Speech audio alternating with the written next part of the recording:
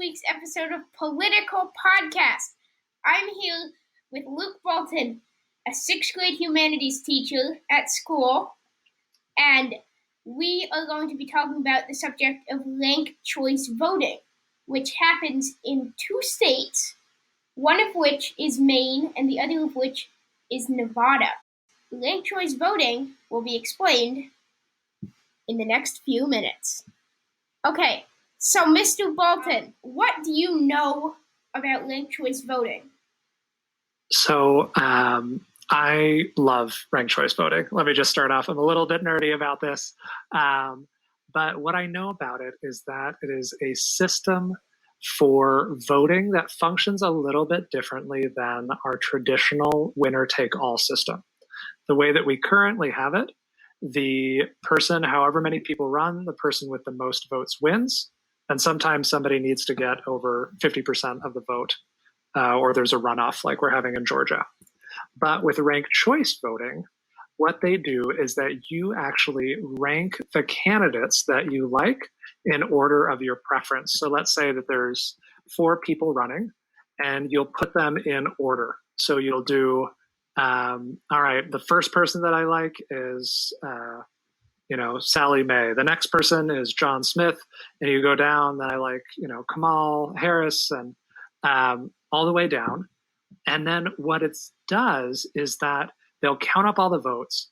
And if somebody is clearly the sort of the loser, they don't make it, then they take all the people that voted for that person number 1, and they move their votes to the person they voted number 2. So it allows you to then vote for people who you really believe in. And if that person doesn't win, it's not like your vote is wasted. Your vote goes then to another person who then gets propped up by more votes. And so it allows for candidates who can run and share their ideas, get some vote, even if they're like, I might not win, but it's not like they're hurting somebody else. So, for example, if there's a Green Party candidate and a Democrat, you don't have, it's not like they're competing against each other, because someone could rank the Green Party first and the Democratic candidate second. And those votes, if the Green Party candidate doesn't win, would still go to the Democratic candidate. And in our current system, it's kind of like we count those as lost votes when it's just these 2 big parties competing against each other. Yeah, that's similar to what I've heard. It's awesome to hear someone who knows so much about that. I'm happy to know that you think it's a really good system, because there have been a few people who, despite not being in high positions, have suggested that ranked choice voting be used in all states. So how would you feel about that? Would you be happy to see that happen? Yeah. And let's also keep in mind that like other countries use the system. So Ireland, for example, uses ranked choice voting in all of its public elections. And so it's not as if this isn't happening elsewhere. So this is something that other places have done very successfully. And one thing that I think would be really nice about it is that what you'll see is that in our current system, it's very conflict-based. That when people are running, it's really about trying to tear the other person down, because if they look bad, you look better. But in a ranked choice system, if there's multiple people running, you actually have an incentive to be nice and support other people and not be so critical of them. Because if, for example, I'm running for the Democratic Party and there's a Green candidate, I might say, they have really good ideas, and tell my supporters to put that person second, in the hopes that they would then tell their supporters to put me as second.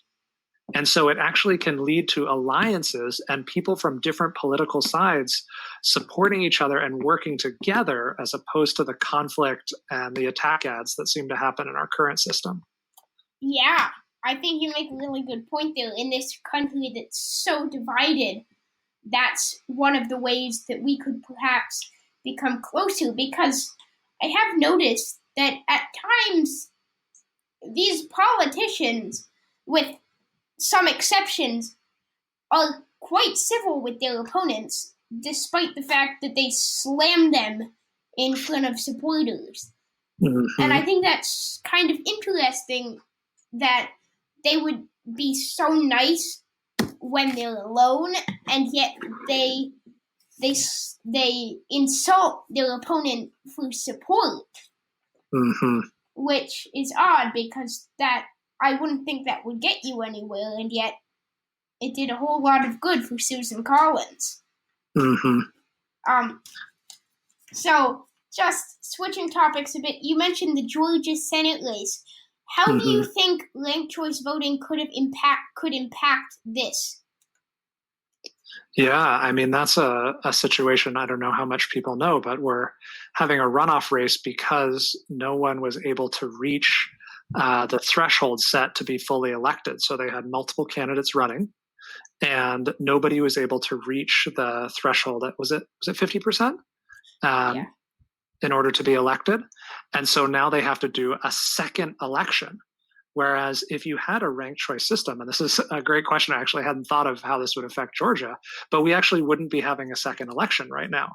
Because what would happen is that those three candidates, nobody had gotten the top number of votes. They would take the lowest person down, and they would move everybody who put number one for that person and take all those votes to their second person. And then that probably would have decided the election. So we would actually know who the senators are from Georgia, and it wouldn't lead to this massive sort of like pouring in of money and ads at presidential visits and all of this effort that's now going to waste in this fight that could have been resolved if our system was different. Yeah, I think you made a really good point.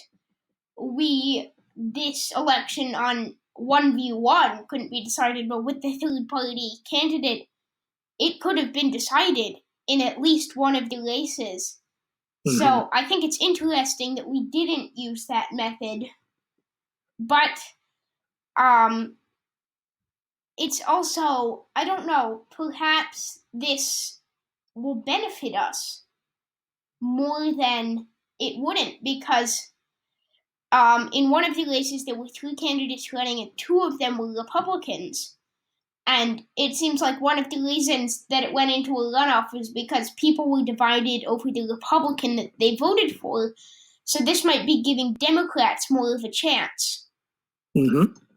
Yeah, and that's a possibility. And maybe in other races, a Republican candidate might come out. But I feel like ultimately, if it were applied across the board, it would be allowing more people's voice to matter and count. Yeah. I think in a democratic system, that's really kind of the fundamental point that we should want.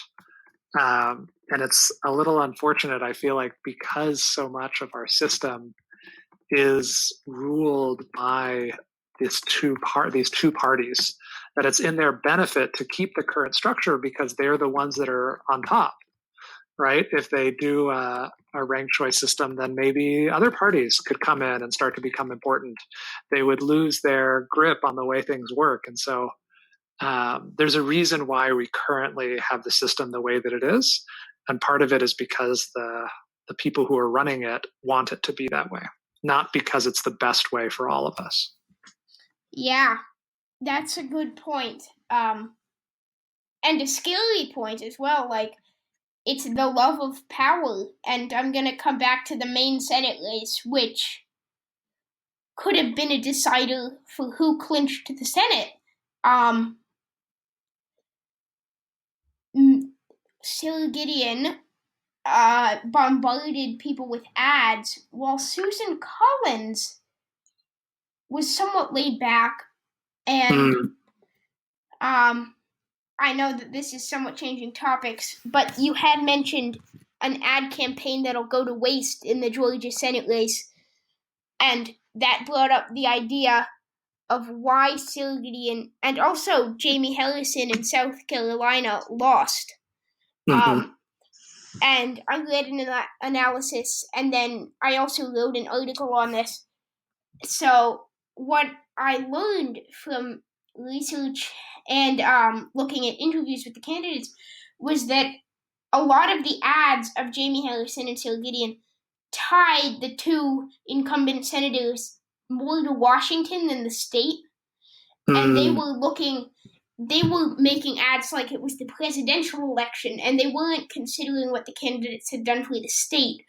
And that's a bit of a worry that I have for the Georgia Senate race as well. Like, what could happen if these new Democratic senators try to tie the Georgia senators to Trump more than they do to what they've done for the state? Yeah. Yeah, and it does make me think of, like, what is the type of campaign that we want to see, right? Like, what is the type of ad that we want to see? Because I feel like in this system, you do see a lot of things that are fear-based, that are playing on people's prejudices and stereotypes and hatreds, right? Whether you're tying a person to an unpopular president or to an issue that kind of stirs up a group of people. But I feel like the type of system that we really want is something that is based around what actions people have done. Like you were saying, like what is someone's record of service? Have they really done as much as they could to help the people that they are supposed to be representing? Not whether or not they have said the right thing or gotten on a president's good side or bad side, but like, what really have they done to make the world better? Like, that should be our main characteristic for how we vote for them. Yeah. I think that you make a really good point there. We need to look at who the candidate is and not who they have ties with. Because there have been candidates who have ties with people and they come out as having ties with people, but sometimes people misinterpret the ties that they have.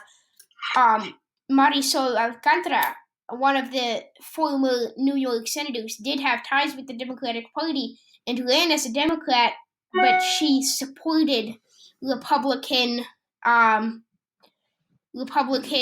ideas. So she ended up running as a very two-faced candidate. So I think that you make a good point that we need to vote on the candidate and not who they associate with.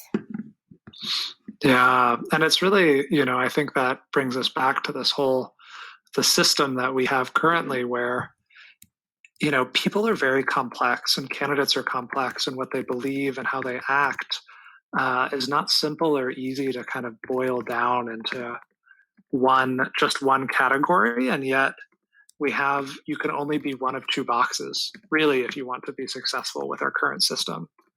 And, you can either be a Democrat and you can be a Republican.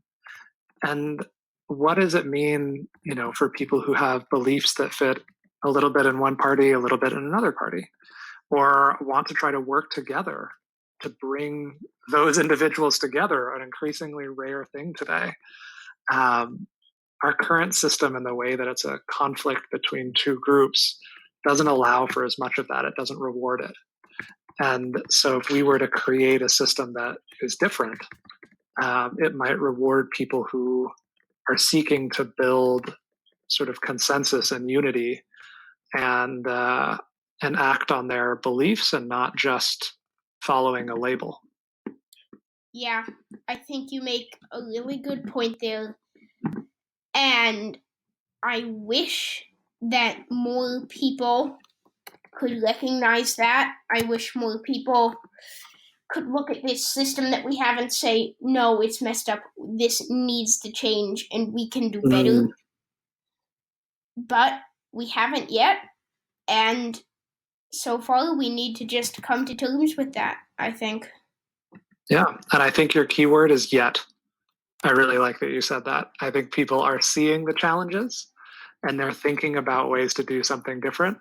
And even little efforts like a podcast on a system like that people haven't heard of before are contributing to those new ideas, those thoughts of change that, sort of like little drops that slowly move together and form a stream, and the stream turns into a river. Eventually you start to make a change. Yeah. You make a really good point. So thank you for doing this. I hope that we can have you back in the next few weeks to do another episode, because you seem to be really knowledgeable on these topics. Yeah, it's been a great joy to talk with you, and I appreciate your efforts to share what's going on in the world. It's really important for us to all be informed. Yeah. Okay, thank you, Mr. Bolton. All right, thank you.